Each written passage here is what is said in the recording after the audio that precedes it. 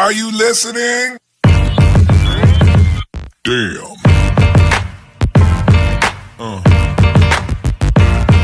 Yeah. Yeah. Yeah.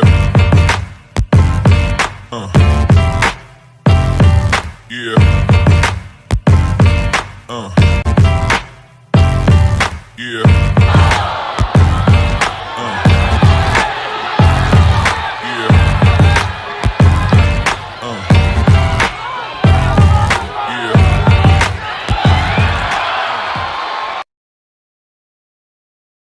Another episode of Crash Talk. TJ O'Connor with me, as always, my partner Damian the Wolverine Hill.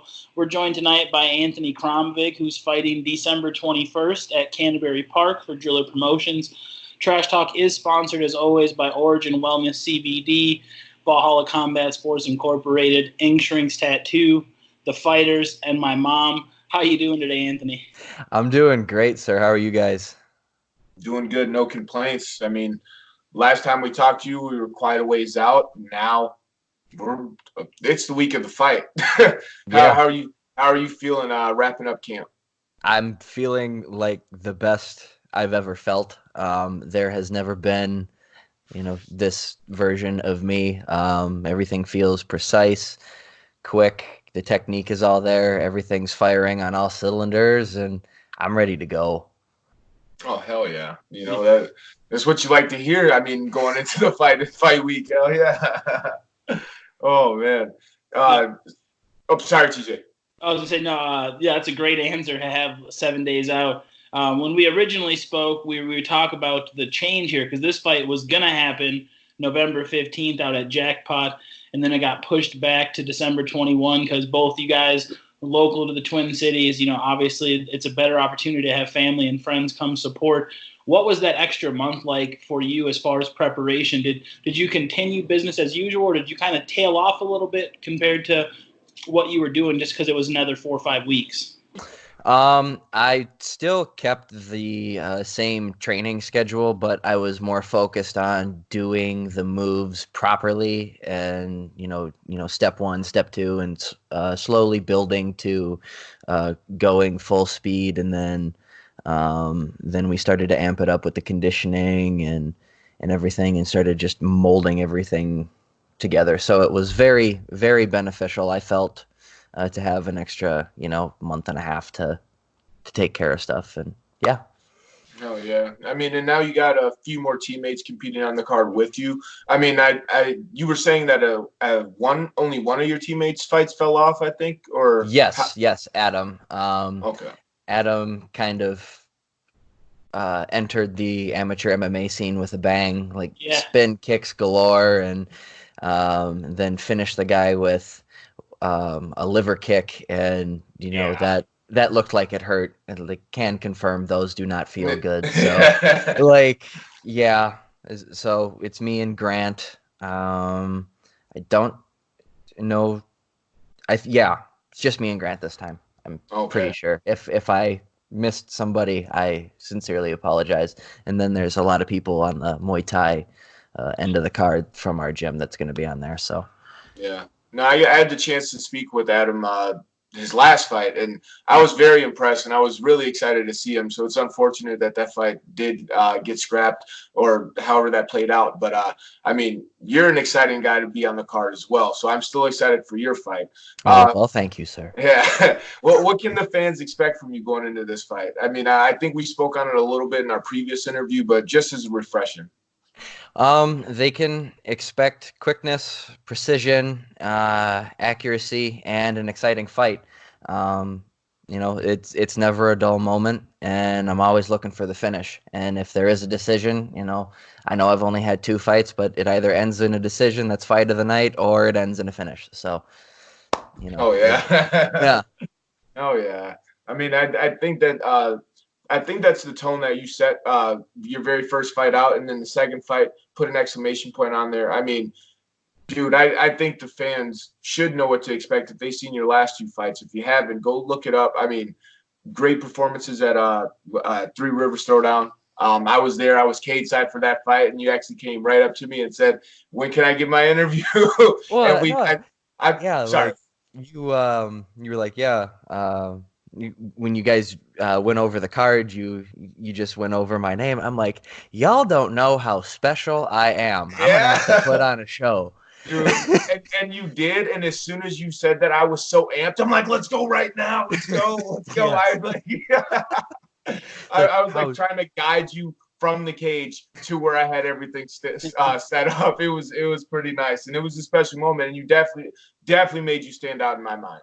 Well, thank you. It's like, how dare you gloss over me like I'm just some lowly 0-1 amateur. Yeah. Even though I'm 0-1 amateur.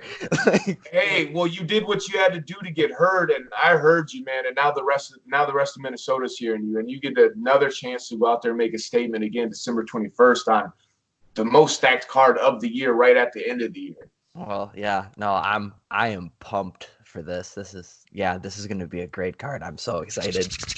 Yeah, I'm getting sick of myself talking about how excited I am for this card, let alone the fans listening to me talk about it. This is going to be so much fun. Obviously, the kickboxing and then the full card with it. You mentioned talking about. I completely just blanked on what you mentioned, but I'm just going to flip it and go with a whole new question. So when you took this fight here, the first time we spoke, you mentioned on working around everything, focusing on fixing those holes. You mentioned Damian said the first time you spoke, it was beautiful because you went to him. You got to interview me. You got to do this. Was that something that you mentally took into this? Did you know that, I got to make myself heard in the cage and outside the cage to really get that recognition early on? Yeah. So I watch a lot of Chael Sonnen, and he says that you've got really 3 shots in order to make yourself heard. You've got your entrance, you've got your performance, and then you've got your post-fight interview. Now, I cannot dance worth a damn, so I'm not going to have like an Israel Adesanya entrance. I can, fight well and fight excitingly, and I can speak. So, I might have to take some like salsa classes or some shit to just get the stuff up. But exactly. And I look at you guys and I'm like, holy crap, it's a free platform. And I cannot stand taking photos for Instagram. Hell yes, I want to be on this show. Hell yeah! Like I'm totally glad that you embraced the fact that we are here for the fighters. Use us, like come on. Oh man, it used to be pretty hard to get interviews. Now it's just, man, it's fucking like it's been, I don't know, like 4 a day almost every day. And I can't just post 1 a day. Pretty soon, TJ's going to have to move back to Minnesota. We're going to have to rent a stage and host it like the Tonight Show, where we're going to have guests circling in on the couch every single night. Like, that's going to be dope. And I can't wait to when we evolve to that point. And, well, we're going to get a band in the background hitting rim shots.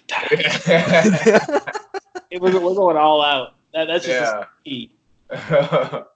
Now to get back to the fight, getting back to the fight and off the future of Trash Talk, what's the future looking like for Anthony Kromvig? If you were able to submit a nice win Saturday, December 21st, what do you think that does for you? And do you have anybody in mind for a next opponent, or any number of ranking opponent, not just a name in general? I don't know if you want. I'm not trying to make anybody call anybody out or anything like that, but the goal is to climb. You are a little bit, but okay. What's next for me is I'm dropping down to 185 now. Whether or not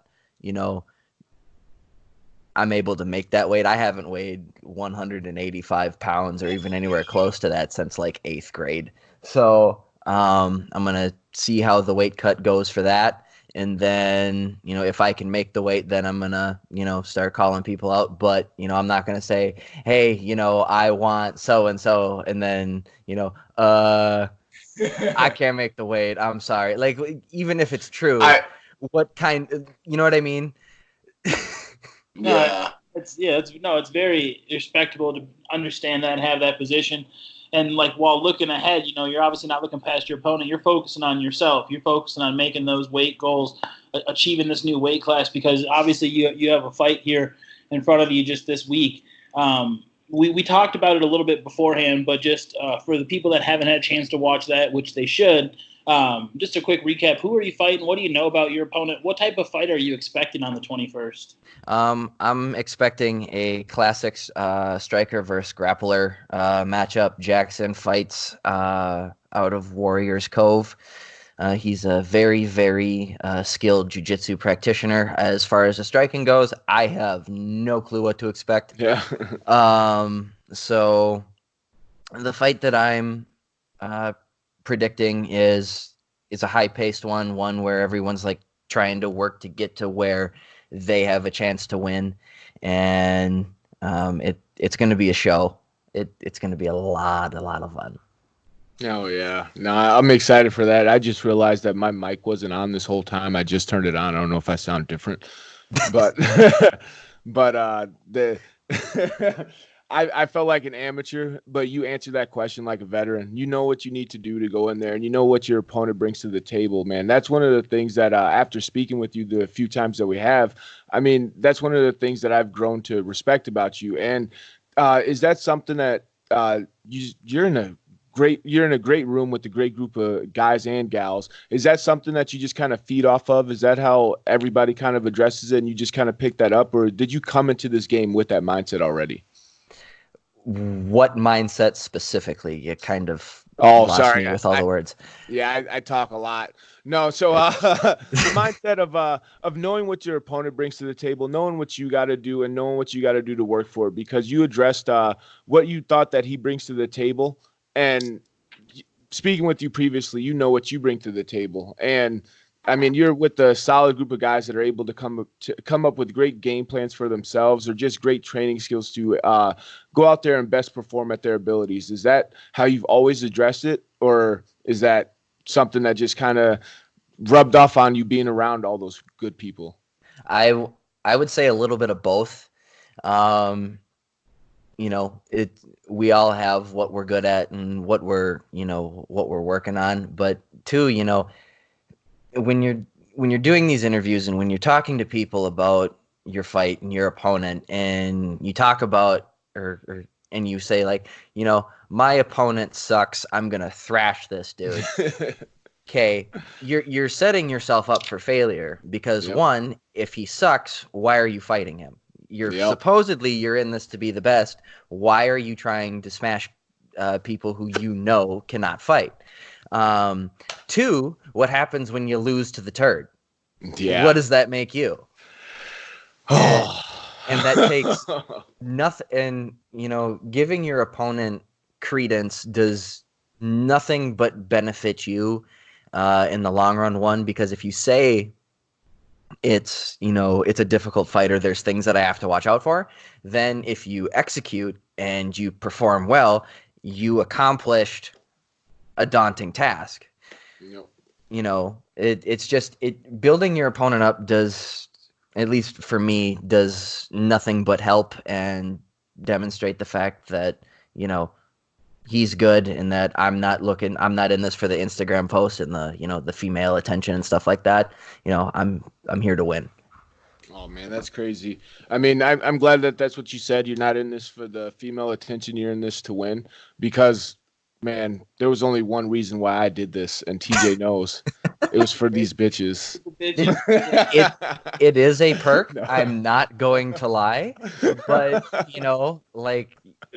there's no. No. I'm sorry. No. Yeah. No. That's an sorry.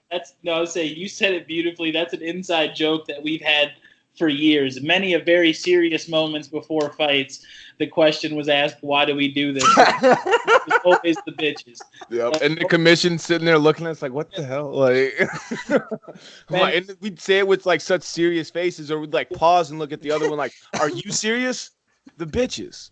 Like, what a dumb question to ask in this moment. You know exactly why I'm doing this. No, but you said it like a true professional. It was beautifully said. You really do understand this game, and that's why I'm a fan. I like to watch your style. I think this is an interesting fight, like you said, style versus style.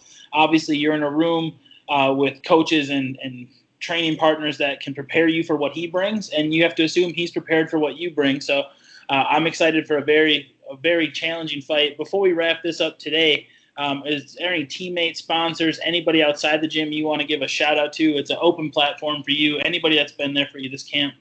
The entire team, really, and someone that I forgot, and he kind of got a little, felt some type of way about that. I've been working with Rashal, helping me with my my jiu-jitsu, and I'm working with him tomorrow. I'd like to thank Troy, Caitlin, Josh, John, Sean Squared, and Coach Greg, the Tom Squared, all of these guys, helping me out, and Sean Kitzman as well. He's I don't know what his official title is, but he's a physical therapist, and just keeping me all glued together and working right. So yeah, it's everything. That's about it. Yeah. Okay. Hell yeah. Well, thank you for your time, and good. Best of skill. I'm still in your line, TJ. Best of skill to you wrapping up camp and going into your fight, man. I'm excited to see you perform December 21st at Canterbury Park. Make sure to reach out to the fighters for tickets. Don't forget to hit that like button and subscribe to Trash Talk with Damian and TJ. Are you listening? Damn.